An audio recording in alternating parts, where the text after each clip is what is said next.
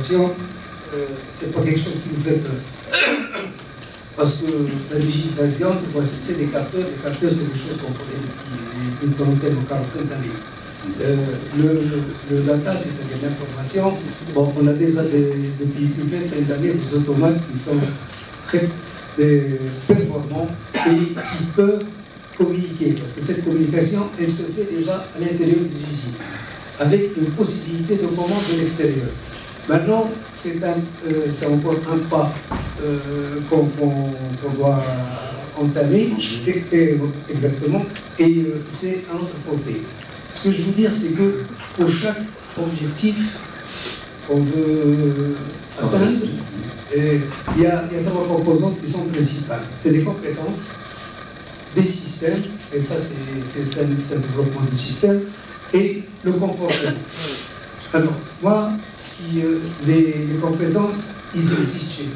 Je peux vous le confirmer, et ils sont en train de se débrouiller, parce que bon, ce que je disais tout à l'heure, c'est que j'ai posé la question à un jeune ingénieur, il est sorti il y a 2 années d'une grande école marocaine, et je lui ai dit, écoute, tout le monde est startup, vous êtes combien au Maroc?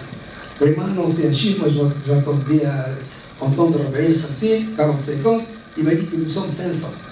500 startups qui opèrent dans le domaine de la télégestion, de l'électronique, mais c'est des gens à qui on doit tendre la main.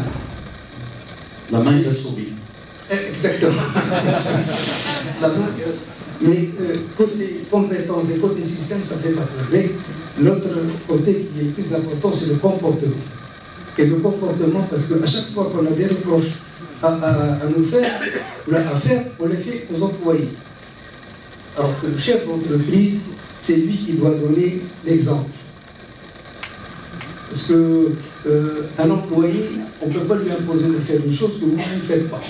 Alors ce comportement, je ne parle pas du comportement humain qu'on doit tous savoir, de ne pas mentir, de ne pas voler, mais un comportement professionnel. C'est-à-dire, il faut donner l'envie. Le chef d'entreprise donne l'envie.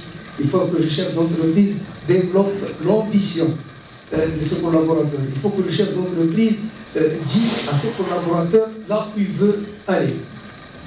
Moi, je suis DG d'une entreprise de 160 personnes.